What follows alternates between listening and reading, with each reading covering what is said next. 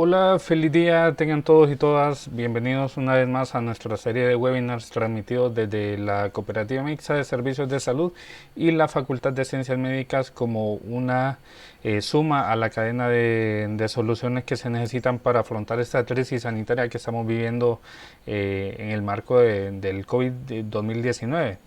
Esta mañana tenemos el honor de tener de invitada a la máster Gabriela Bulnes, es representante del OPSAN en la subsede del Centro Universitario Regional del Centro, ¿verdad? Sí, Bienvenida, en el curso. Gabriela, ¿cómo está? Muy bien, gracias Gilberto, gracias por la invitación y muy buenos días a todos los que nos están viendo a través de este webinar. Excelente. Bueno, las expectativas del día de hoy es poder hablar un poco desde su perspectiva sobre la situación de seguridad alimentaria que estamos enfrentando y cuáles son los escenarios para Honduras. Me imagino que en el lapso de los próximos meses y cómo todo este proceso de la crisis que estamos enfrentando por COVID va a cambiar estos escenarios. Así es, bueno, hice un poco de la presentación y me decían, ¿por qué no lo comparas con otros países? Y sí, la verdad es que lo comparé con nosotros mismos, a cómo hemos estado, cómo hemos venido antes del COVID y ya hay un par de pronósticos, ya han salido encuestas y datos del PMA, de la Organización Mundial de la Salud, del Instituto de Ciencias Económicas de la Universidad Autónoma de Honduras, que son datos que ya nos están orientando a qué nos vamos a enfrentar en los próximos, no solo meses, yo diría los próximos años, y la verdad es que tenemos que tomar acciones en ello.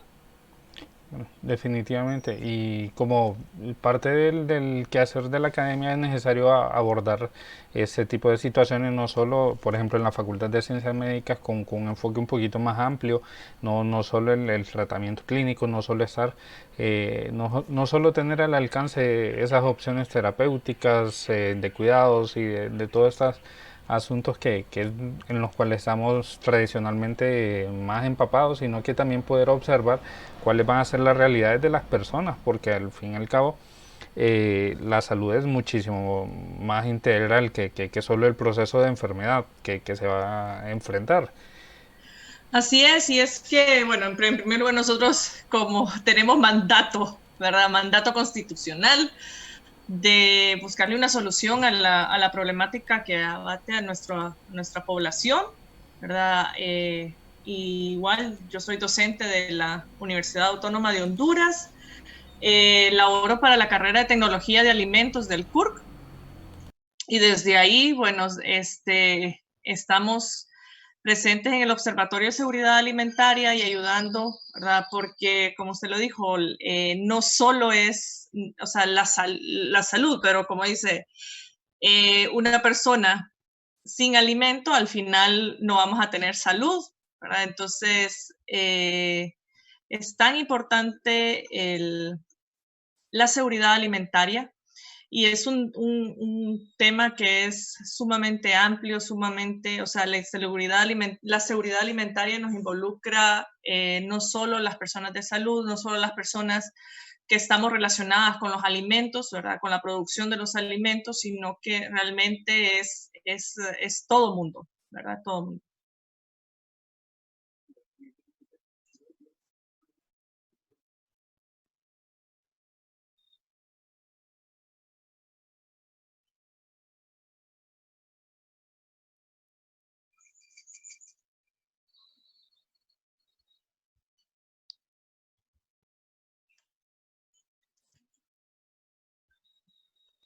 Perfecto, perfecto.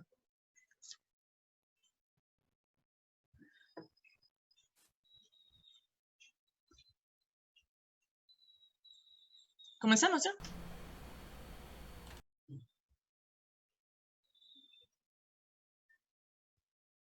Ok, entonces vamos a comenzar un poquito esta conferencia, como les hacía referencia, yo laboro para la Universidad Autónoma de Honduras, ¿verdad? En la carrera de Tecnología de Alimentos y contribuyo, ¿verdad? Colaboro también con el Observatorio de Seguridad Alimentaria en la subsede del CURC. Estamos ubicados en Comayagua y nosotros vigilamos la seguridad alimentaria a nivel de la región 2 de los valles de Comayagua. Para mí, hablar del escenario de la situación del SAN, como les decía, lo pude haber hecho comparándolo con otros países donde han tenido crisis alimentaria, calamidades alimentarias, ¿verdad? Como lo hemos visto en África, en algunas zonas asiáticas. Sin embargo, como todo buen hondureño, siempre decimos, esto es en el otro país, esto es en otro continente, a nosotros no nos va a pasar, a nosotros no nos puede pasar. Así que decidí hacer una mirada hasta, pudiéramos decir, hasta diciembre o enero diciembre del 2019, enero del 2020, antes de que el COVID entrara, cómo estábamos y enfocar un poco hacia dónde vamos, que es realmente es alarmante y es preocupante. Pero ubicar, porque no sé qué auditorio tenemos, entonces aquí hay dos definiciones de seguridad alimentaria que para mí me gustan muchísimo. La primera es la de la FAO, ¿verdad? Que nos dice que la seguridad alimentaria es a nivel de individuo, hogar, nación y global. Se consigue cuando todas las personas en un momento determinado tienen la cantidad tanto físico, económico, suficiente alimento seguro, nutritivo para satisfacer sus necesidades alimenticias y sus preferencias, con el objetivo de llevar una vida activa y sana, ¿verdad? Ahí entra también el término de salud.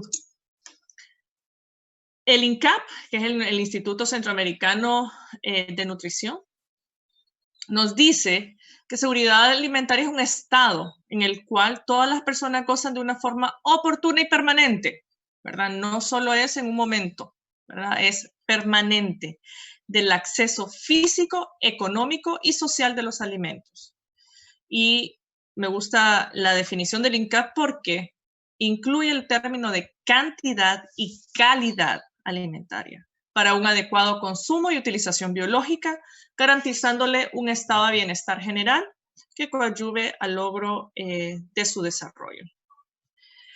Y pudiéramos decir, digamos en contexto un poco de historia de seguridad alimentaria, los primeros pininos se empezaron a dar con la Declaración de los Derechos Humanos en 1948, cuando declaran de que todas las personas tenemos derecho a una alimentación.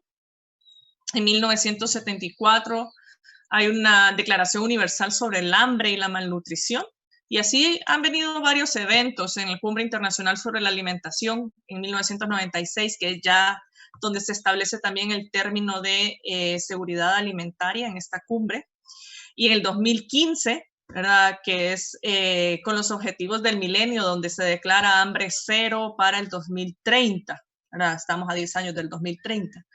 En nuestro país, pudiéramos decir que los primeros pininos se dan con las políticas nacionales de nutrición en el 2011. Sin embargo, es hasta el 2001, perdón. Sin embargo, es hasta el 2011 donde se establece la Ley de Seguridad Alimentaria y las estrategias de seguridad alimentaria y nutricional, ¿verdad? Esta ley, ¿verdad? Que es la Ley SAN de Seguridad Alimentaria, nace en el 2011. Se crea el Consejo Nacional de Seguridad Alimentaria, la Comisión de Vigilancia de Seguridad Alimentaria, el Comité Técnico Interinstitucional de Seguridad Alimentaria y la Unidad Técnica de Seguridad Alimentaria. ¿Verdad? Todas estas instancias, si miramos, no es como que no tenemos organismos vigilantes, controladores o encargados de velar por la seguridad alimentaria de los hondureños. O sea, sí tenemos. ¿Verdad?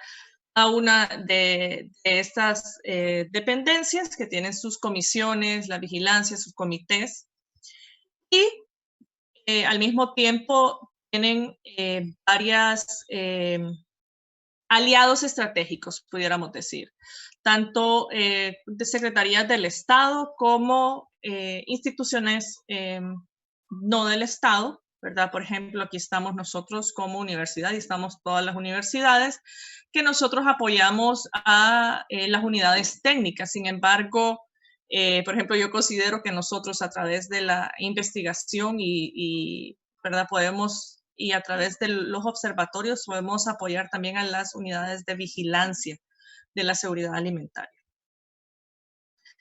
En el 2018 se actualizan las políticas nacional de seguridad alimentaria a largo plazo y la estrategia nacional de seguridad alimentaria, ¿verdad? Que es en lo que me voy a basar, principalmente porque, como les decía, qué es lo que se ha estado viniendo o qué es lo que se ha estado dando para que no digan, no hemos, o sea, no, el gobierno se ha hecho, no, sí ha hecho, pero vamos a ver que todavía hay que meterle un poquito de acelerador porque nos está comiendo la carrera.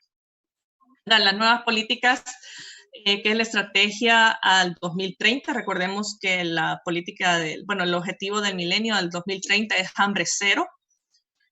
Entonces, estas políticas constituyen 5 pilares, 30 indicadores y 65 metas de programas de monitoreo, ¿verdad? Estos pilares que son de los que vamos a hablar, ¿verdad? Donde me enfoqué principalmente, tienen 89 metas.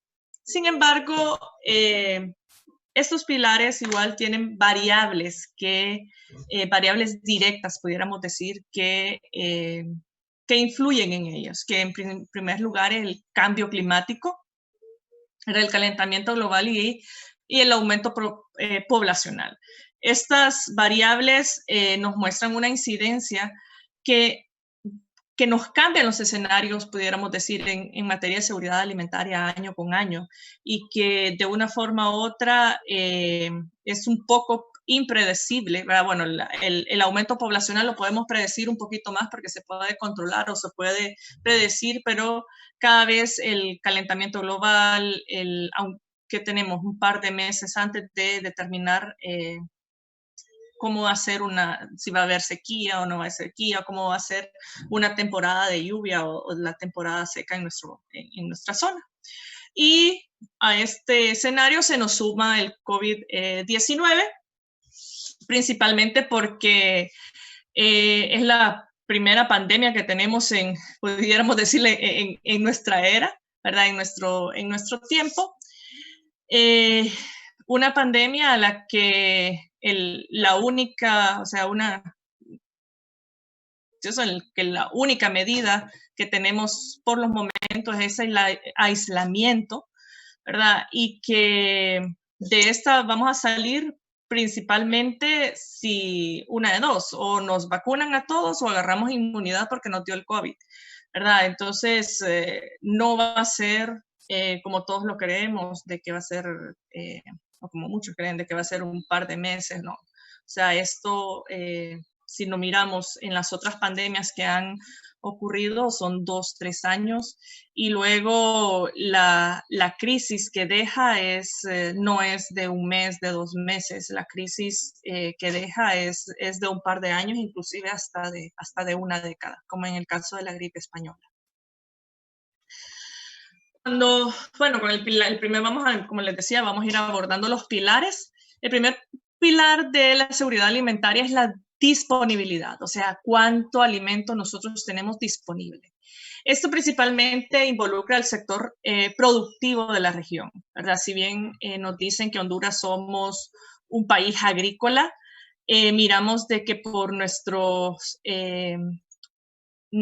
Producto Interno Bruto principalmente son las remesas, no es la producción agrícola, ¿verdad? Sin embargo, podemos decir, bueno, de que a partir del 2011 el gobierno ha desarrollado la Ley de Apoyo Financiero al Sector Productivo, la Ley de Promoción de Fomento al Desarrollo, la Ley de la Propiedad, áreas protegidas y vida silvestre, ¿verdad? Sobre todo para garantizar la disponibilidad de los alimentos.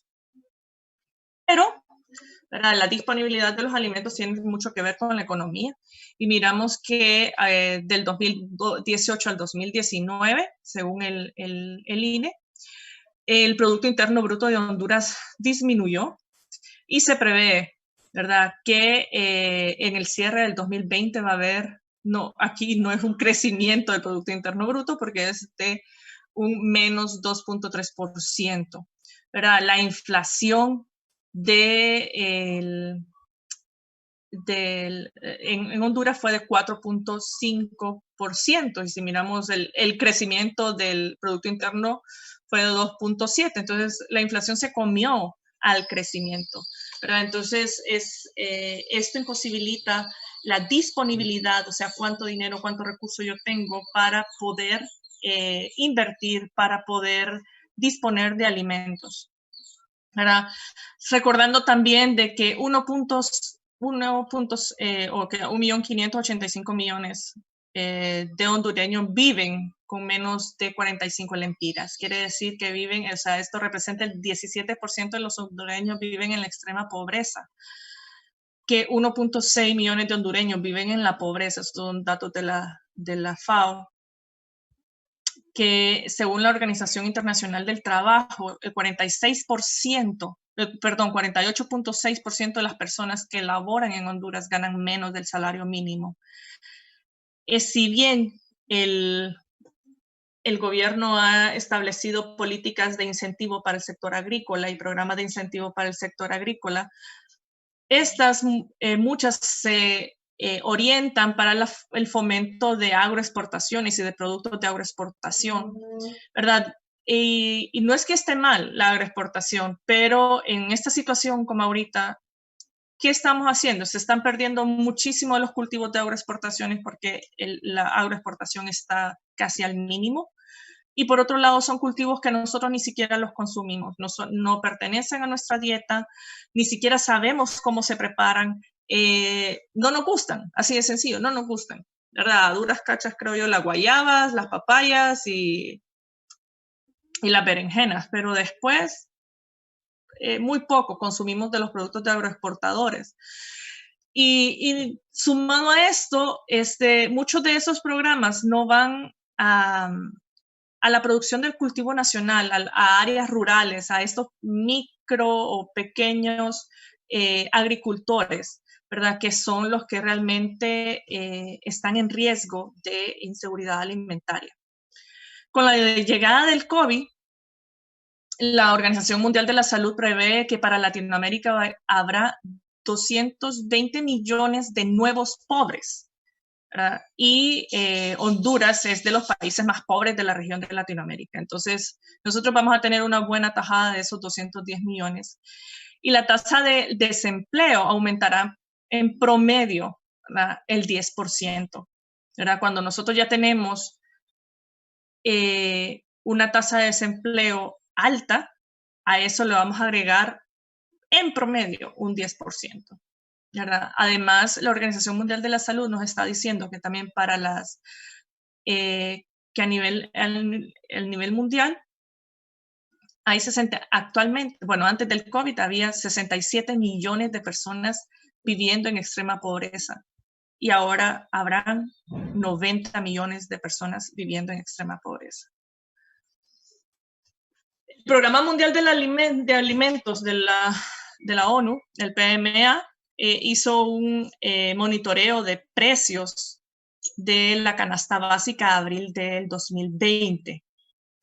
Era donde tenemos maíz, frijoles, arroz, pollo, queso, huevo, lácteos, ¿verdad? Y todos aumentaron.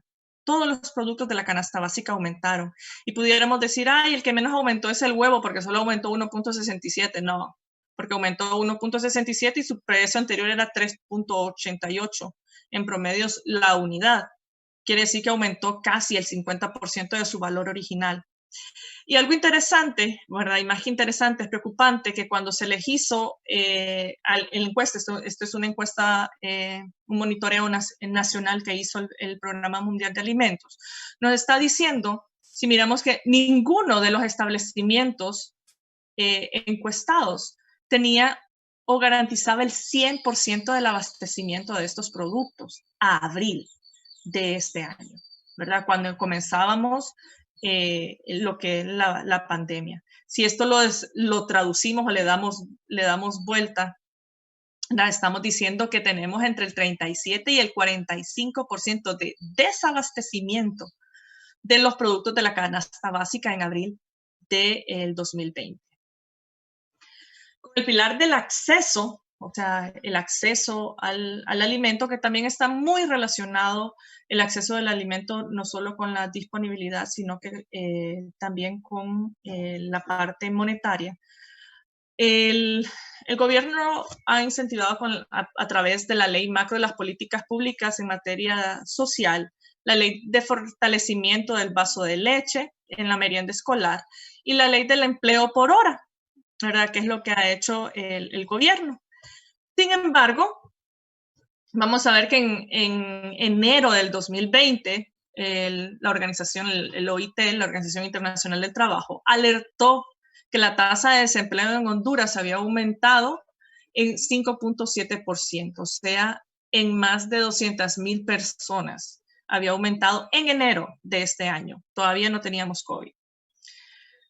Con la encuesta que hizo el PMA a través para conocer la situación de los efectos del COVID sobre el SAN, miraba de que en una familia promedio habían 4.59 integrantes, ¿verdad? Era una familia promedio, ¿verdad? En un hogar existían 4.59 personas en promedio. Antes del COVID trabajaba 1.21 personas. Quiere decir de que pudiera ser que una persona de esa familia tenía empleo permanente y otra un empleo temporal. Con el COVID, ese empleo, el número de miembros que trabajan por familia disminuyó a 0.59, o sea, a la mitad de las personas que trabajaban por hogar, ¿verdad? Pero el número de personas no ha disminuido. Esto pone en riesgo el acceso al alimento. ¿Por qué? Porque no tenemos dinero para comprar alimento. No hay forma, ¿verdad?, de adquirir el alimento. Entonces, ¿qué es lo que va a suceder? Que en primer lugar, empiezan a consumir menos, ¿verdad? Empiezan a disminuir el número de raciones o la frecuencia, ¿verdad? Ya no hacen 3 tiempos o ya no hacen 2 tiempos, solamente hacen un tiempo, que eso lo miramos muy común, ¿verdad? O empiezan a sacrificar la calidad del alimento, ¿verdad? Y cuando hablamos de calidad entra la calidad nutricional del alimento. Entonces, de repente se van a enfocar en alimentos que te llenan. Sí, te pueden saciar el hambre, pero son muy poco nutritivos. De igual manera, cuando entrevistaron a las personas, y siempre en la parte del acceso al alimento, identificaron que el 79% de las personas compran el maíz y los frijoles, ¿verdad? Solo el 1% es a través de la donación, o sea que hay que evaluar el impacto de esa bolsa solidaria que entregó el gobierno, y el 20% en maíz y 9%, perdón, 20% de los frijoles, 9% de los maíz lo compran, lo tienen ya en producción, ¿verdad? Pero esta es nuestra área rural. Sin embargo, la obtención principal de los alimentos, ¿verdad? El primer problema para la obtención de los alimentos, según la encuesta del PMA del abril de este año, nos indica que en el área rural el 79% tienen problemas de abastecimiento por falta de dinero, ¿verdad? Y en el área urbana es el 83% de las personas. Entonces, aquí hay algo sumamente alarmante porque para nosotros, seguridad alimentaria, ¿verdad? No para nosotros, sino que para muchas personas, seguridad alimentaria es para aquellas personas, pudiéramos decir, en Yamaranguila o en esos municipios que son de categoría D, que están alejados, no tienen centros de salud, no tienen agua potable, suministro, ¿verdad? Y decimos, no, a mí no me está pasando, ¿verdad? Pero cuando miramos estas estadísticas y estamos viendo qué es lo que nos está pasando en el área rural y en el área urbana, o sea, el área urbana es mi vecino, soy yo al mismo tiempo, ¿verdad? ¿Qué es lo que está pasando en la materia de seguridad alimentaria? O sea, ¿cómo me voy a abastecer de mis alimentos? ¿Cómo voy a acceder a mis alimentos? Cuando se encuesta al mercado, ¿verdad? El funcionamiento del mercado anormal, nos está diciendo que el 50% va a ser un cierre total o temporal y que el 78% de este mercado ya muestra un problema de abastecimiento, o sea, sí tienen problema de abastecimiento, ¿verdad? En el pilar de consumo, ¿verdad? Si miramos qué es lo que ha hecho el gobierno, reforzar la ley de fomento a la protección de la lactancia materna, ¿verdad? Indiscutiblemente, la lactancia materna es un pilar fundamental para la nutrición de la primera etapa de la vida de los niños. La ley fundamental de la educación, la ley de la protección al consumidor. Sin embargo, no miramos en todo este periodo de tiempo, no miramos una tan sola ley o un reglamento o una actualización inclusive de los reglamentos en materia de inocuidad alimentaria, ¿verdad? Que la inocuidad alimentaria nos garantiza la seguridad alimentaria o sea, la calidad del alimento, que la calidad química del alimento, que este alimento no tenga ninguna sustancia química que me sea tóxica, ¿verdad? ¿Cuánto hemos escuchado de que le agregan formalina a las tortillas, que le agregan cloro al queso, ¿verdad? Calidad física, ¿a quién no le ha salido un pelo en un queso, una piedra en un queso? O sea, calidad biológica, ¿verdad? Y aquí entra, ya tenemos un par de, en materia de alimentos, tenemos patógenos a los que le damos seguimiento y los que siempre estamos detrás de ellos, ¿verdad? Sin embargo, el COVID se suma a estos patógenos. ¿Por qué? Porque se sabe que el COVID tiene o sea, tiene un periodo de vivo, pudiéramos decirlo, o activo en superficies. Y no sabemos si los alimentos que se transportan pudieran estar contaminados. Entonces hay que buscar medidas para garantizar de que el alimento que se transporta de una zona a otra también no sea un modo de transporte del COVID de una zona a otra, ¿verdad? La calidad nutricional, ¿verdad? No queremos más pastillas de harina, ¿verdad? Tenemos alimentos, sí, pero ese alimento tiene que tener la cantidad nutricional, la calidad nutricional, tiene que tener todos los nutrientes para que hagan su efecto, para que puedan nutrir, valga la redundancia, para que puedan garantizar la salud de la población, que es al final lo que se quiere de un alimento, que un alimento dé el aporte energético, pero también dé el aporte nutricional, ¿verdad? Para prevenir enfermedades, para que las personas funcionen correctamente, ¿verdad? Para que el cuerpo funcione correctamente. Y por supuesto la calidad organolépticamente, porque queremos que esos alimentos sepan bien, ¿verdad? No que nos gusten, ¿verdad? No como les decía, y vuelvo a los productos de agroexportaciones. Sí, pueden ser que muchos de ellos tienen un alto valor nutritivo, pero no nos gustan, ¿verdad? ¿A cuántos les gusta? ¿A cuántos de los televidentes de ahorita? ¿A cuántos de los que nos están acompañando les gustan las berenjenas, de verdad, por ejemplo? ¿Verdad? El pilar de la utilización biológica. De igual manera, el gobierno ha realizado la ley marco del sistema de protección social, la ley general de fortalecimiento de los alimentos, de fortificación, perdón, de los alimentos y la ley general de aguas. Sin embargo, para nadie es desconocido el abastecimiento de aguas en nuestra capital, ¿verdad? A marzo del 2020, esto lo revisé antes, o sea, en estos días, mientras preparaba esta diapositiva, la represa de la Concepción estaba 31% de su abastecimiento y los capitalinos recibían agua por 3 horas cada 9 días, ¿verdad? Agua es también seguridad alimentaria.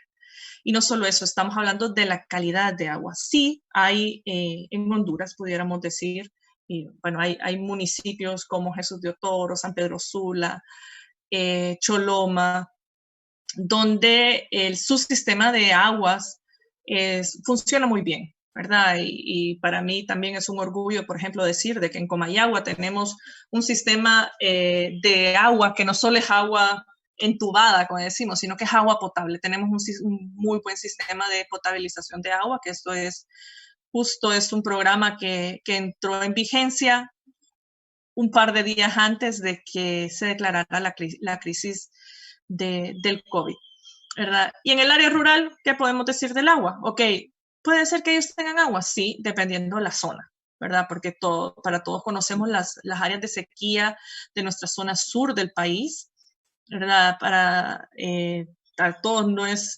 desconocido los problemas de sequía que han abatido la zona sur del país en años anteriores. Y tenemos zonas donde sí tienen agua, pero no tienen un sistema de acueducto. O sea, no hay ni siquiera aguas de desecho o aguas de alcantarilla separadas de las aguas. O sea, van a recoger agua a alguna fuente y no nos garantiza de que esa agua no está contaminada con aguas de desecho o con sustancias químicas de productos agrícolas, ¿verdad? Entonces, en materia de vigilancia ahí tenemos un grave problema porque en materia de calidad de agua y el abastecimiento y el acceso al agua.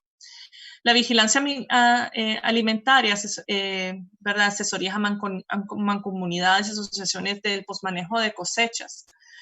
Si bien hay programas y hay ONGs trabajando en materia de manejo post cosecha, el PMA tiene sus actividades de manejo de post cosecha, ¿verdad? Para incentivar la agricultura, sobre todo en aquellos alimentos con alto valor biológico que se puedan incluir en la merienda escolar.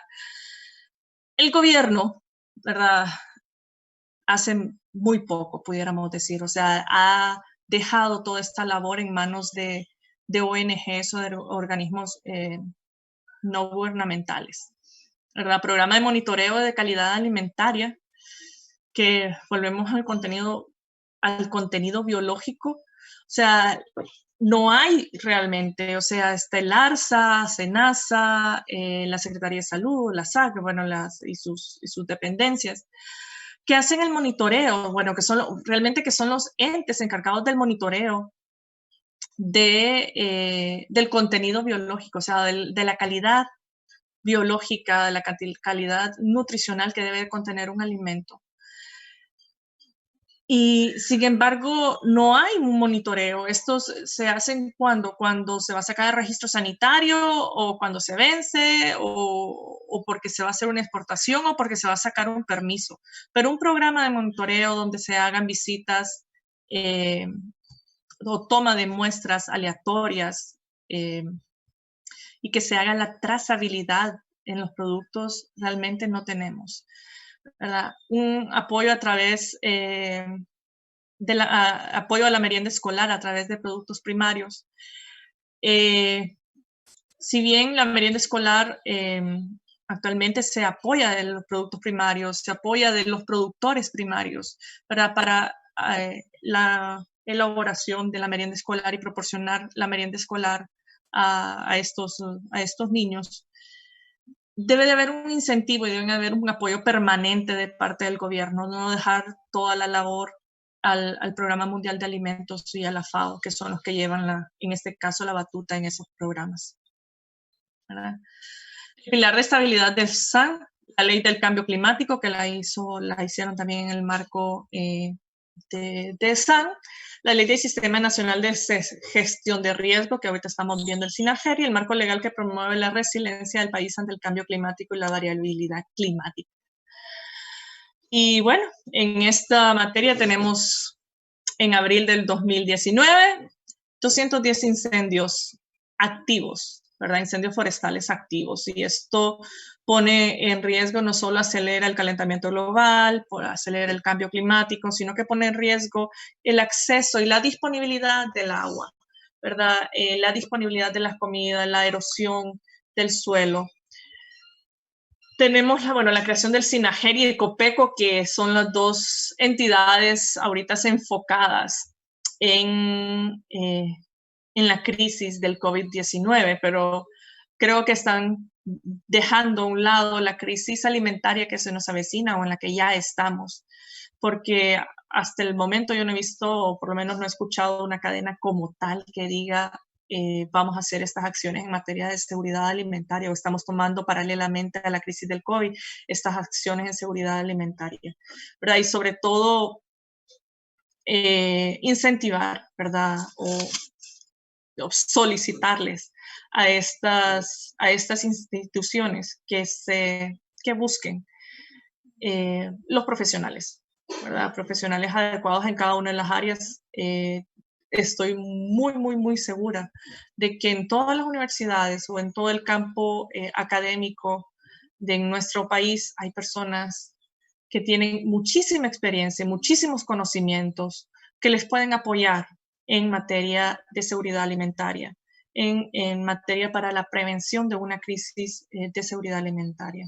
¿Por qué? Porque recordemos que Honduras es uno de los 5 países más vulnerables ante el cambio climático. Esto lo dijo la ONU. Uh, somos por nuestra posición geográfica, nosotros somos muy vulnerables al cambio climático, muy vulnerables al calentamiento global.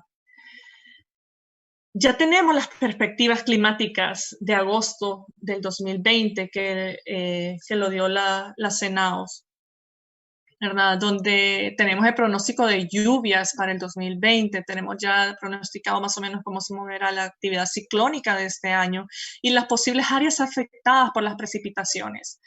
Entonces, estamos en abril del 2020, ya casi en mayo del 2020, a 2 meses, ¿verdad? Entonces, ya va en un par de días comienza la temporada de lluvia. Mi pregunta es, ¿qué se está haciendo, verdad? Si nosotros ya tenemos las perspectivas climáticas, mi pregunta va dirigida a ¿qué se está haciendo en materia de la prevención de un desastre climatológico, verdad? ¿Qué se está haciendo en la prevención de las personas afectadas? ¿Qué se, porque se sabe, ¿verdad? ¿A quiénes más o menos va a afectar? ¿A qué zonas son las que más va a afectar? ¿Qué zonas van a tener más precipitaciones? Entonces, no esperemos que la crisis, que por sí ya teníamos una crisis, nos viene la avalancha del COVID y tenemos a la puerta actividades ciclónicas, actividades de lluvia. Vamos a tener zonas inundadas. No esperemos que la crisis se haga todavía más grande, que se haga una bola de nieve más grande, ¿verdad?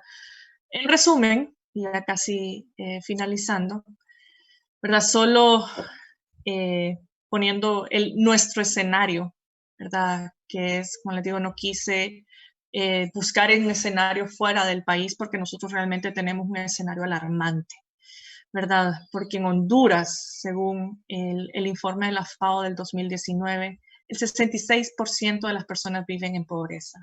1 de cada 5 personas viven en extrema pobreza. Recordemos que ya lo predijo la Organización Mundial de la Salud, este aumento de la pobreza va a tener un incremento significativo por el COVID-19. Que en Honduras tenemos una tasa de desempleo del 11.6% y el 5.7% de los jóvenes que buscan empleo por primera vez no lo encuentran, ¿verdad? Y que esta tasa de desempleo, según la Organización Mundial de la Salud, va a aumentar en promedio un 10%. No quiere decir que en nuestro país va a ser menos o va a ser, es muy seguro que va a ser más. ¿Verdad? Que el Producto Interno Bruto del 2019, si bien fue 2.7%, esperamos cerrar este año 2020 con 5 puntos porcentuales debajo, ¿verdad? Sería de menos 2.3%. Tenemos que pensar que 1.2 millones de niños, más de 1.2 millones de niños realmente son beneficiados con la merienda escolar y que actualmente las clases están suspendidas, ¿verdad? Entonces hay que garantizar la merienda escolar, el acceso y la disponibilidad de los alimentos para este más de 1.2 millones de niños. Y esto sin contar la población de grupos vulnerables, sobre todo mujeres embarazadas, las mujeres, porque se está muy comprobado de que las mujeres no solo son el motor muchas veces de la familia, sino que son las que arriesgan su alimentación por dársela a sus hijos, ¿verdad? Y que estos grupos vulnerables, ya lo miramos que no solamente va a estar en el casco rural, sino que va a estar, ¿verdad? Lo tenemos en nuestros vecinos, lo tenemos al lado de nuestra casa, ¿verdad? En las zonas urbanas del país. Los programas obligatorios de calidad e inocuidad alimentaria, ¿verdad? Hay un montón de sistemas de gestión de calidad de alimentos que garantizan la seguridad alimentaria, garantizan la inocuidad de la alimentaria. Sin embargo, en Honduras solo se pide, o sea, solo se exigen las buenas prácticas de manufactura, que esto son pinceladas, pudiéramos decir, son pininos en materia de calidad y de seguridad alimentaria, en materia de la defensa alimentaria, como lo traducimos directamente del inglés. Programas de monitoreo y cuidado de fuentes de aguas y bosques, ¿verdad? Si bien sí existen en nuestro país programas de monitoreo y fuentes de cuidado de bosques, estamos, ¿verdad? O confirmamos día a día y sobre todo en estas semanas, de que esos programas de monitoreo muy poco se están llevando a cabo, el cuidado del bosque. No sé realmente o desconozco si todavía existen guardabosques, por ejemplo, en nuestro país, o activar en las mismas comunidades que están en zonas de amortiguamiento o en zonas de área protegida, que ellos mismos cuiden su bosque, pero dar, o sea, dar, si a estas personas, o sea, ¿qué hacen? O descombran para poder sembrar sus alimentos o cuidan el bosque. Entonces debemos de hacer programas, ¿verdad? Que les ayude a estas personas a no dejarlos en estas encrucijadas, de que sí, quiero cuidar el bosque, porque sé que, y muchos de ellos, ¿verdad? Los conozco y he ido a zonas de protegidas, donde fuentes de agua, ¿verdad? Sobre todo en la zona de Comayagua, que es a la que pertenezco. Y ellos conocen, ¿verdad? Conocen los programas y conocen y están muy conscientes de la importancia del cuidado del bosque. Sin embargo, no tienen que comer y para poder comer tienen que sembrar y para poder sembrar tienen que deforestar, ¿verdad? Entonces, esta es la encrucijada que se presenta día a día nuestros campesinos y deberíamos, o sea, deberíamos de dar alternativas para estas personas, ¿verdad? Acciones preventivas ante las temporadas ciclónicas, ¿verdad? Si ya tenemos los pronósticos de lluvias y el pronóstico ciclónico para el 2020. Entonces, preparémonos desde ya, ¿verdad? No esperemos a que tengamos otro Mitch o no esperemos a que nos pase, ¿verdad? O que ya tengamos a la puerta de la esquina o a 24 horas un ciclón o una tormenta tropical. Por lo tanto, mi pregunta siempre es, ¿estamos en inseguridad alimentaria y nutricional en los 9 millones de habitantes de nuestro país? ¿Verdad? En vista en este escenario, o sea, como les digo, no quise ver otro escenario de otro país, sino que nuestro escenario. Para que hagamos esta reflexión, estoy yo en la comodidad de mi casa en una situación de inseguridad alimentaria. Ahorita tengo alimento, yo ahorita puedo ir a un supermercado, pero yo no sé si voy a tener alimento para el próximo mes, ¿verdad? Ya no sé si voy a tener alimentos, ¿verdad? O la disponibilidad del alimento para diciembre de este año, por ejemplo, ¿verdad? Entonces, estamos en materia, ¿verdad? O estamos los 9 millones de hondureños en un estado de inseguridad alimentaria o en una alerta de inseguridad alimentaria. Y lo más preocupante, estamos los hondureños a la puerta de una calamidad alimentaria, ¿verdad? En vista de que el COVID-19 ha paralizado muchos de los programas de ayudas a grupos vulnerables, ha paralizado muchos sectores agrícolas, ha paralizado muchas cadenas productivas, ha paralizado las agroexportaciones, ha paralizado mucho del sector agrícola. Si bien el campos algunas áreas se siguen produciendo, si bien los supermercados o los abastecimientos de alimentos siguen activos y, como le digo, agradecemos porque ellos hacen y se encargan de que nosotros tengamos acceso al alimento día a día. No sabemos, o sea, una cosa es que podamos tener, pero no sabemos cuánto es la producción, ¿verdad? Vivimos en un mundo donde la materia prima mucha la traemos de China, la traemos de otros países, bueno, los ajos los traemos de China. Traemos, o sea, las materias primas se traen de todos lados para poder manufacturar. O principalmente como un país como Honduras, somos exportadores de materia prima, no de productos elaborados. Entonces, y esas materias primas se han reducido a un par de productos. ¿Qué debiéramos hacer? ¿Verdad?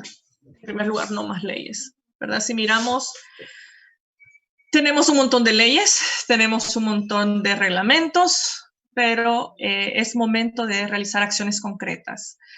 Tiene que haber un sinergismo entre las actividades de los organismos de las ONGs, ¿verdad? Sobre todo el apoyo al PMA y a la FAO, ¿verdad? Y otros organismos, ONGs involucradas en la SAN, ¿verdad? En la producción de los alimentos, en la producción de los granos básicos.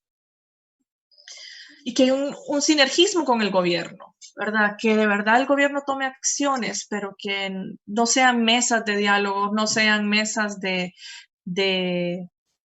¿cómo es que se llama? De ver qué es lo que vamos a hacer, de planificación, no ya, o sea, estamos desde el 2011 planificando, entonces hoy necesitamos acciones, necesitamos activar, ¿verdad? Necesitamos ponernos activos y mover, ¿verdad? Mover los eslabones de la seguridad alimentaria, activar las cadenas alimentarias en todas las regiones. ¿Verdad? Sé de que muchas municipalidades, muchas cadenas alimentarias se han activado y están viendo la manera de cómo activar valga la redundancia, las cadenas alimentarias, activar la producción de alimentos a nivel local. Sin embargo, necesitamos un poco más de ayuda, nuevas acciones, tomas de decisiones sobre todo, porque muchas veces las tomas de decisiones no están a nivel de municipalidades, las tomas de decisiones están a nivel central, ¿verdad? Muchas de las decisiones que se llevaban a nivel de municipalidades se trasladaron a nivel central y ahora se tarda muchísimo más en esas tomas de decisiones y esas tomas de decisiones o son erradas o llegan demasiado tarde.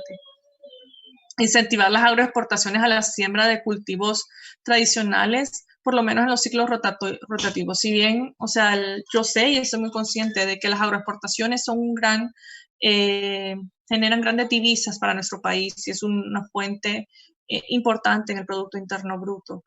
Sin embargo, también tenemos que pensar en alimentar a nuestra población. Y los agroexportadores, sobre todo aquellos que cultivan ¿cómo es que se llama? Bajo invernaderos o casas mayas, donde tienen que hacer ciclos o ciclos rotatorios. Siempre tiene que ser un ciclo de descanso entre uno y otro de los cultivos. ¿Por qué no se les incentiva, ¿verdad?, a que ese ciclo de descanso siembren granos básicos, ¿verdad? Y que esos granos básicos se puedan vender a nivel local, ¿verdad? Para mitigar un poco el desabastecimiento de granos básicos en la región.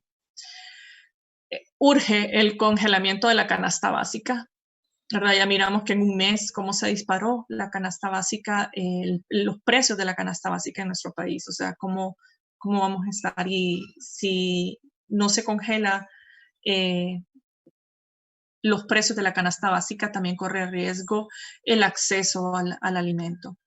Garantizar el abastecimiento de los granos básicos, ¿verdad? Vuelvo un poco también con lo de los cultivos. Esto es incentivar a la siembra de granos básicos, ¿verdad?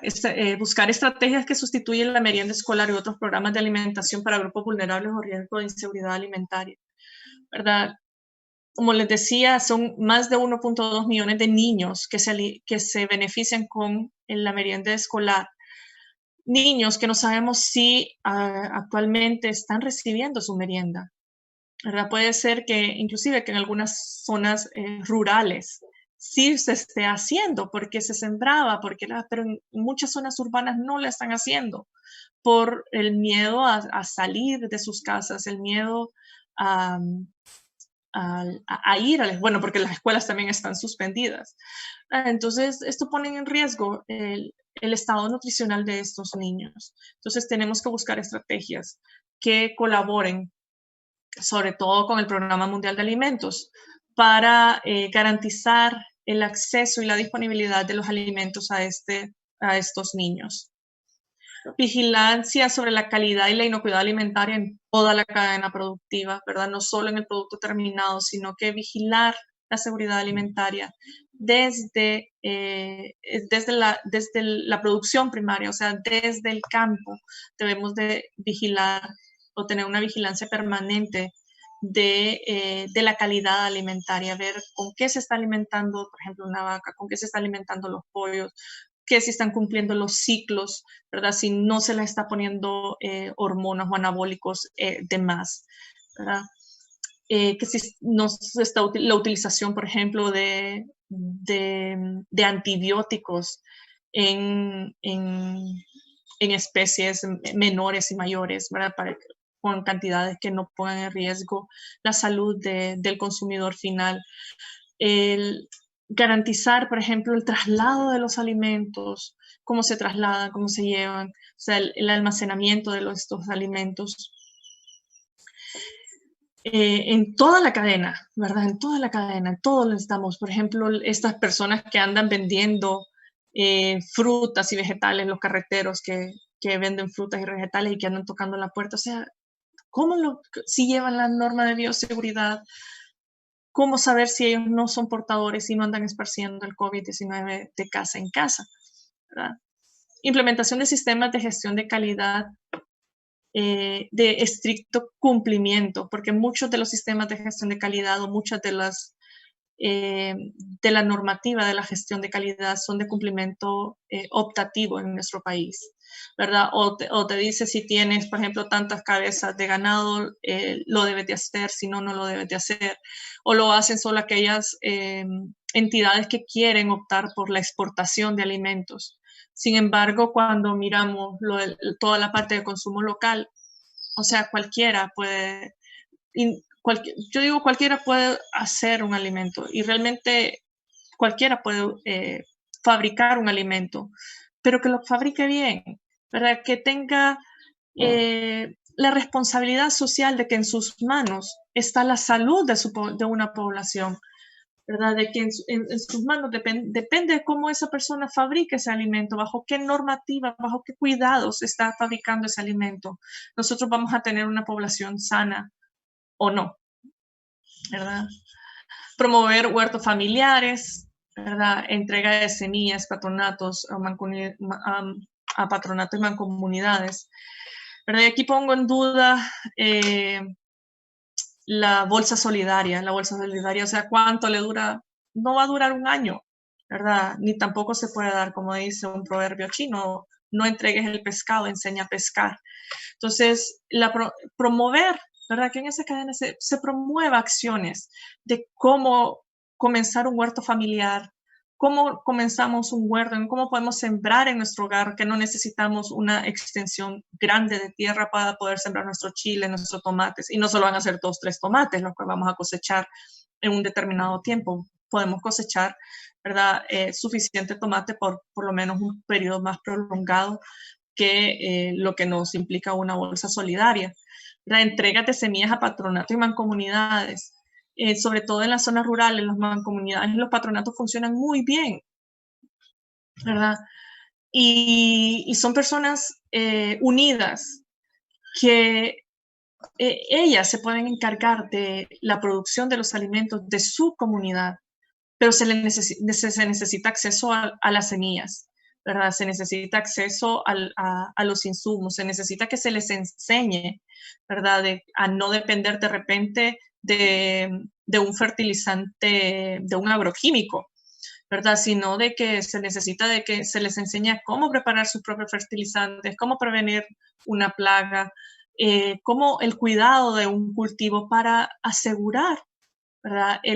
La disponibilidad de los alimentos en un periodo de tiempo. Promover programas de educación familiar para la higienización y conservación de los alimentos. Esto es muy importante porque de nada nos sirve que tengamos el acceso y la disponibilidad de los alimentos si no los sabemos higienizar, ¿verdad? Necesitamos, sobre todo ahorita ante el COVID-19, nosotros tenemos que, todo lo que entra a nuestra casa tiene que ser limpio. O sea, todo lo que entre a nuestra casa tenemos que establecer, o sea, un protocolo. Tenemos que en cada una de las casas, y deberíamos de enseñar en cada una de las, enseñar cómo debería de ser nuestro protocolo personal para higienizar o para la higienización de nuestros alimentos y de todos los insumos que entran en nuestra casa. La conservación de los alimentos, o sea, saber qué alimentos perecederos, cuánto más o menos nos dura un alimento perecedero, cómo deberíamos de conservarlo, qué métodos de conservación podemos aplicar dentro de nuestra casa sin perder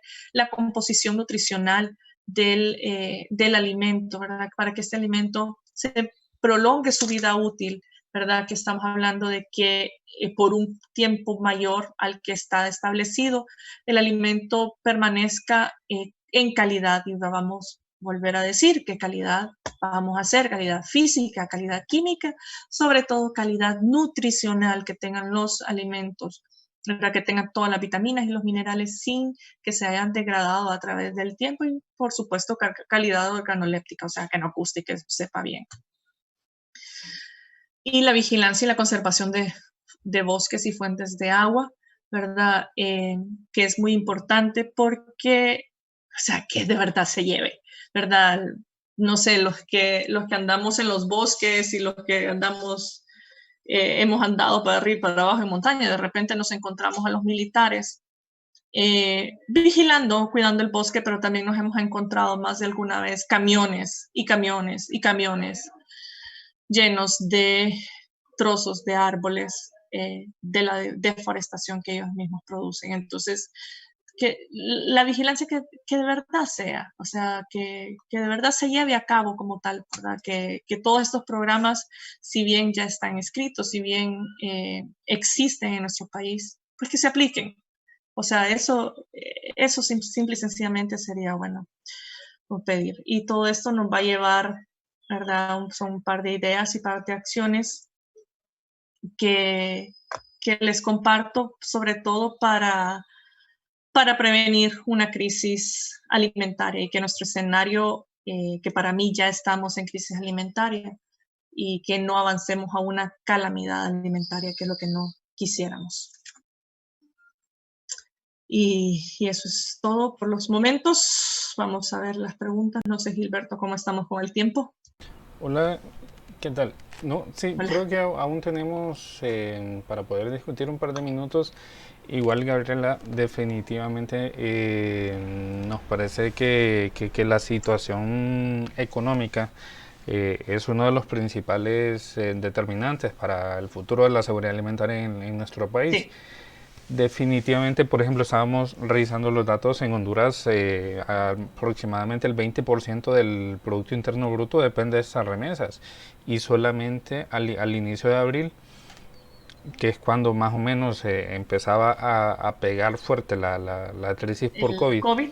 aquí en Honduras se registró un descenso de más o menos el 10.3% de remesas, y eso tiene que ver con cómo no solo aquí en Honduras se ha detenido la actividad productiva, sino que o la actividad laboral, sino que en todos los países del mundo, principalmente Estados Unidos, que es una de las En fuentes Estados Unidos. donde más migrantes hondureños hay.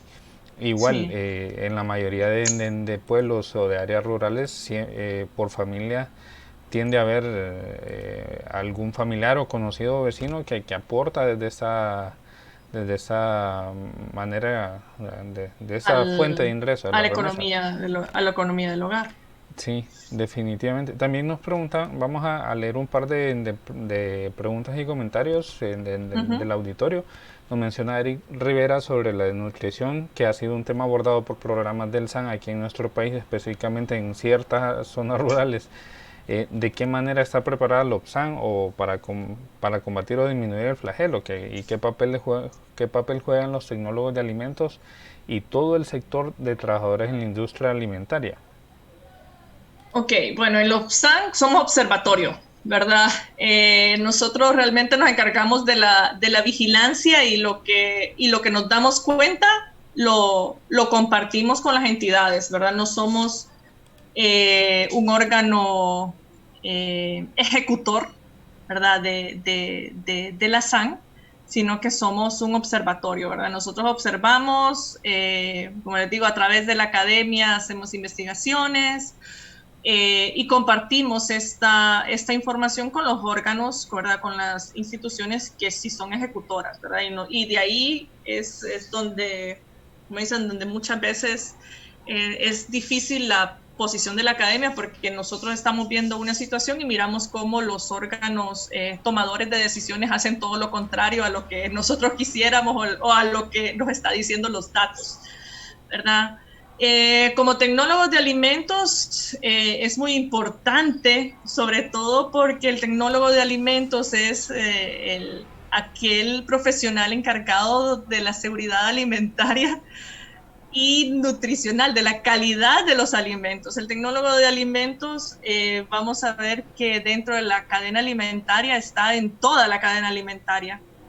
Yo le digo a mis alumnos que ellos están en todo, exceptuando en la siembra, ¿verdad? Porque ahí entran las buenas prácticas agrícolas. Sin embargo, ellos pueden ir a tomar muestras de esos suelos, ¿no? Muestras de esos productos y ver si tienen la calidad y si son inocuos y seguros. Si están en toda la cadena alimentaria, están estos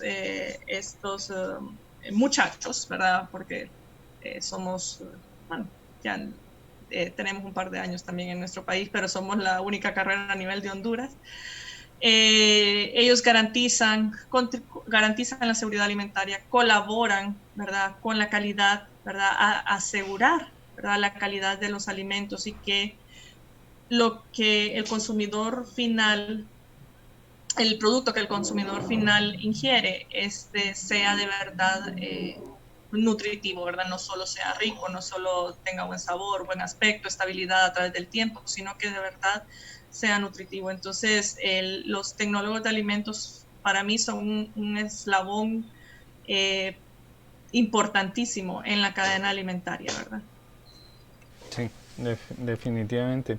Igual sé que abordaste un poco sobre la merienda escolar, porque es una de las preocupaciones más grandes que se ha tenido en este momento que va a pasar, qué va a suceder con toda esta fuente de alimentación que en muchos casos era la única fuente para varios niños y para varios niñas Sí. de nuestras áreas rurales. Nos mencionaba igual, bueno, nos preguntaba Andrés sobre esa situación y nos respondía de cierta manera, acordando un poco, agregando un poco a lo que tú mencionabas, sobre que se está trabajando, Guillermo Peña nos respondía que se está Guillermo Peña, trabajando, del PMA de Comayagua. ujú, sí, que se está trabajando en estrategias de entrega de casa en casa, Sí. con el apego de todos los actores y actualmente ya están en la segunda remesa de alimentos. Sí, sí, es como les decía, yo estaba seguro y muy, muy, muy seguro que el PMA iba a buscar estrategias. Sin embargo, como les decía durante la plática, es el gobierno, o sea, ¿qué estamos haciendo? O sea, por parte del gobierno, yo siento que en muchos escenarios el gobierno le deja toda la responsabilidad a organismos, o sea, como el PMA, como la FAO, y otras ONGs encargadas de brindar apoyo en materia de seguridad alimentaria, ¿verdad? El acceso a alimentos, el acceso a semillas, programas de incentivo agrícola, ¿verdad? Le llevan ONGs. Entonces, sí, ahorita el gobierno, ¿qué está haciendo? O sea, ¿qué? Porque para nadie es desconocido de que el gobierno, la parte que el gobierno le corresponde trasladar al PMA se tarda un montón. ¿verdad? Y muchas veces no pueden gestionar o no pueden arrancar con nuevos programas o nuevas coberturas, porque el gobierno no ha trasladado los fondos que le corresponde o la parte que le corresponde al gobierno al PMA. Entonces, esa es la parte que debemos de incentivar. O sea, como le digo, yo estaba muy, muy, muy segura de que el PMA ya está haciendo y están buscando, pues, porque son los principales actores, pero como digo, es responsabilidad del Estado garantizar la seguridad alimentaria de la población. Definitivamente. Y la participación y uno de los grandes problemas que se ha tenido en todos los temas aquí en Honduras es sobre el fortalecimiento de las instituciones y la eficacia y la eficiencia que tienen estas para poder articular los esfuerzos. Hemos visto de que muchas veces no solo responde a las necesidades y poderlas identificar, sino que poder articular esos esfuerzos. Y nos preguntaba igual Guillermo, porque sabemos que toda esta crisis va a ser un asunto de que tenemos que atravesarla de una u otra manera y que van a haber muchísimos problemas en el camino, incluso sobre lo que se mencionaba, lo que mencionabas tú sobre el congelamiento de la canasta básica. Que yo no tengo idea, pero ¿qué tantos mecanismos para el control de la especulación en materia de ventas tiene el gobierno, por ejemplo? No sé, no sé, yo solo sé, por ejemplo, el programa de monitoreo de precios que tiene la Facultad de Ciencias Económicas, el Instituto de Ciencias Económicas de la UNA, que ellos tienen su programa permanente de monitoreo de precios, pero, y de él, o sea, se toman datos muchísimas entidades. Sin embargo, no, o sea, la especulación de los precios y vuelvo, o sea, garantizar el abastecimiento, ¿verdad? De la canasta básica o sea, para mí es un punto clave para evitar la especulación. Y miramos de que hay un desabastecimiento, o sea, si en abril ya pudiéramos decir que había un 40% de desabastecimiento. Hace un par de días, lo que pasa es que busqué de nuevo la noticia y no la escuché, que estaba viendo de que el quintal de frijoles subió 500 lempiras. Y cuando preguntaron, ¿qué dijeron? No, es que está viniendo frijol desde Nicaragua. Era, estamos comprando frijoles a Nicaragua, entonces por eso es que tuvo que subir. O sea, ¿qué tanto es cierto esto? ¿Qué tanto es, o sea, o qué tanto influye la compra de frijoles al exterior? Pues, entonces, y como le digo, esto no es algo que solo vamos a tener por este año o por un par de meses, esto es algo que vamos a tener a futuro y vuelvo a incentivar, ¿verdad? O incluso hacer un programa de incentivo para la producción de productos locales, ¿verdad? De granos básicos, ¿verdad? Y que estos agricultores no se enfoquen tanto en productos de agroexportaciones, que como les digo, si bien sí da, ¿verdad? Y son mucho más rentables las agroexportaciones, pero en esta etapa, ¿verdad? En crisis alimentaria necesitamos alimentar, como les digo, necesitamos alimentar a nuestro vecino antes que alimentar a un chinito o a un hindú. Sí, definitivamente. Y pues una de las últimas preguntas que también la hace Guillermo es sobre qué más pueden aportar las mesas SAN para la recuperación post-crisis desde el punto de vista bueno, desde tu perspectiva. Bueno, yo creo que a nosotros como PSAN y como academia, como Universidad Autónoma de Honduras, en primer lugar creo que es al ser la universidad más grande del país, al tener campus, pudiéramos decir, en cobertura casi nacional, nos corresponde, ¿verdad? O bien pudiéramos decir, somos como los mejores aliados estratégicos ante una crisis, porque nosotros podemos llegar a mucho más personas, sobre todo en la parte de investigación. Tenemos personal capacitado y cualificado, o sea, tenemos personal como dije anterior, altamente cualificado, ¿verdad? Para afrontar o para dar ideas, para dar aportes ¿verdad? Ante una crisis, ante soluciones. Y no solo eso, tenemos instalaciones, ¿verdad? Por ejemplo, algo que estábamos haciendo que involucra la materia de seguridad alimentaria son las plantas de innovación agroalimentaria, que son 5 plantas a nivel nacional que la Universidad Autónoma de Honduras desarrolló. En estos días estábamos esperando ya el equipo, todo el equipo, porque ya están las plantas y nos faltaba un par de equipos porque costó, ¿verdad? Conseguir todo el equipo, pero son plantas de producción, plantas de innovación alimentaria, plantas donde se va a colaborar para la vigilancia y el control de calidad de los alimentos. Son plantas donde se puede desarrollar alimentos, donde se pueden llevar a cabo investigaciones en materia de desarrollo de alimentos y en materia de seguridad alimentaria. Entonces, nosotros como academia y la Universidad Autónoma de Honduras, yo sé que, como les digo, tenemos la disposición, tenemos el personal cualificado, tenemos, y sé que muchos de mis compañeros estarían felices, ¿verdad? O sea, y dispuestos en colaborar en esta área, ¿verdad? Porque no solo en Comayagua vemos expertos en seguridad alimentaria, en inocuidad alimentaria. Podríamos decir de que en todos los centros regionales y los centros universitarios, en ciudad universitaria, en todos lados, ¿verdad? Habemos expertos en materia de inocuidad y seguridad alimentaria. Todo es en diferente, de repente en diferente, porque la seguridad alimentaria es tan amplio, pero todos en diferentes áreas, pero si hacemos un sinergismo entre todos y recuerda que somos Universidad Autónoma de Honduras al final, ¿verdad? Aunque sea CURLA, aunque sea CUROCO, aunque sea CURC, somos una. Sí, definitivamente. Y yo creo que eso responde a nuestra última pregunta que la hacía Cristian Fortín, de qué alternativa puede buscar la población o para hacer más, o sea, para hacer más que llenar sus estómagos con lo que se pueda. Es uno de los retos más grandes y que no tiene una sola respuesta, definitivamente. O sea, que no tiene una sola acción, no se va a solucionar solamente con algo. No tiene una solución y no va a venir esa solución de una sola persona, ¿verdad?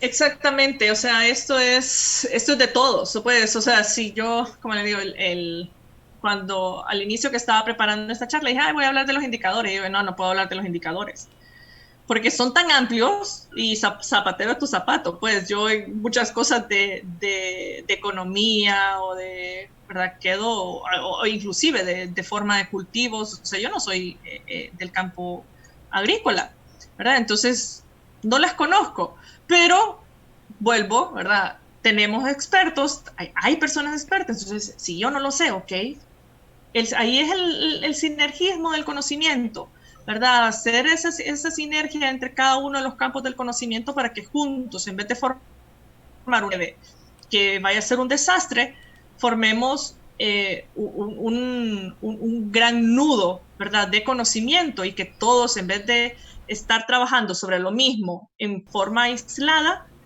trabajemos todos en conjunto, en un solo objetivo, ¿verdad? En un solo propósito.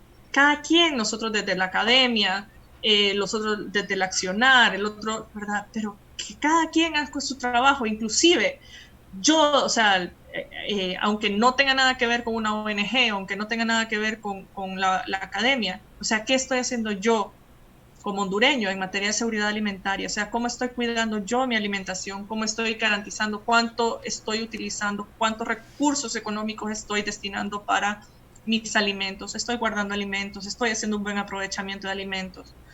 ¿O me dedico a comprar? O sea, ¿qué es lo que, cuando tengo el dinero, qué es lo que compro? O sea, compro mis frutas, mis vegetales, mis verduras, o compro alimentos que no los quiero nombrar, ¿verdad? Por no darle publicidad, pero que no tienen nada de nutritivo y que lo único que tienen es un montón de químicos dañinos, nocivos, ¿verdad? Cancerígenos y que no nos alimentan nada. Entonces, yo siempre, por ejemplo, a mis alumnos siempre les digo de que uno tiene que hacer conciencia entre comer y alimentarnos. O sea, ni siquiera los animales comen por comer. Comer es simplemente cubrir un instinto. Y yo digo, ni siquiera los animales porque usted le va a dar a un pájaro un trozo de carne y no se lo va a comer, aunque tenga hambre, ¿verdad? Y a nosotros sí. Nosotros podemos, si es posible, meternos un pedazo de plástico y ya no lo comemos y ya, cheque, comí. No. O sea, y muchas veces esa misma cantidad de dinero, la misma, ¿verdad? El dinero que tenemos para comprar un alimento, lo invertimos mal, ¿verdad? Y es ahí donde nosotros tenemos que poner conciencia en lo que estamos consumiendo y sobre todo en estos momentos. Tenemos que poner conciencia qué es lo que compro, en qué estoy destinando mi dinero, ¿verdad? Hacia dónde voy, ¿verdad? Y qué es lo que puedo hacer, o sea, qué puedo sembrar yo en una macetera en mi casa, ¿verdad? No necesitamos tener un patio grande para poder hacer un huerto familiar. Sí, definitivamente. Gabriela, cerramos con la última pregunta. Esta pregunta la hace la licenciada Angeli Suazo del Departamento de Nutrición de la UNA y bueno, agradece por compartir el conocimiento y más que todo como un recordatorio, ¿cuál es la diferencia entre seguridad alimentaria y seguridad alimentaria y nutricional en términos prácticos? Ok, es que realmente seguridad alimentaria y nutricional. Y, ok, se establecen dos términos. Uno, cuando hablamos de seguridad alimentaria, podemos incluir solo la parte de inocuidad alimentaria, ¿verdad? Que es la parte de calidad de alimentos. Pero podemos decir que una está implícita en la otra, ¿verdad? Si nosotros miramos, y no puse ahí la definición, por ejemplo, de la EFSA, que es el área europea, no incluye la cola que nosotros le incluimos nutricional a la seguridad alimentaria, porque para ellos el factor nutricional está dentro de la seguridad alimentaria, ¿verdad? Es un componente de la seguridad alimentaria, la parte nutricional, o sea, la calidad nutricional que es que el aporte de macro y micronutrientes del alimento, o sea, es dentro de la parte de calidad nutricional. Nosotros hacemos énfasis en la parte nutricional, calidad, seguridad alimentaria y nutricional, porque también nos hacemos énfasis en la parte de los grupos vulnerables, en la parte de la desnutrición y la malnutrición de la población, ¿verdad? No solo, porque también no solo tenemos que ver que seguridad, un estado de seguridad alimentaria no solo es en las crisis porque nos hace falta alimentos, sino también porque estamos malnutridos, o sea, tenemos o exceso de alimentos o consumimos alimentos con un mal o un aporte un poco, o sea, no un buen aporte nutricional, ¿verdad? Entonces, si lo miramos como por la definición, ¿verdad?, de seguridad alimentaria y nutricional, dentro de seguridad alimentaria y nutricional está la parte de calidad y cantidad. Entonces, cuando hablamos de calidad alimentaria, podemos hablar también de seguridad alimentaria, que viene realmente del vocablo en inglés que es el food security, ¿verdad? O el food safety, que esto hace referencia a los sistemas de gestión de calidad, ¿verdad?, de la seguridad alimentaria, que ya es la parte de la inocuidad de alimentos. Perfecto. Bueno, Gabriela, muchísimas gracias por su participación. Estamos muy contentos. Sabemos que nos harían falta horas y horas para abordar los indicadores, como usted bien decía, y definitivamente nos interesa poder tener esa noción sobre los escenarios y cuáles van a ser las condiciones en las cuales nos vamos a enfrentar todos y todas, definitivamente, porque esto va a alcanzar, va a mover las estadísticas, pero no solo en función de los números, sino en función de las condiciones de vida de muchísimas personas. Muchísimas gracias por acompañarnos, no sé, algunas Gracias a palabras ustedes de por la cierre. invitación. Gracias por la invitación, realmente. Excelente. Vamos a seguir con esta serie de webinars.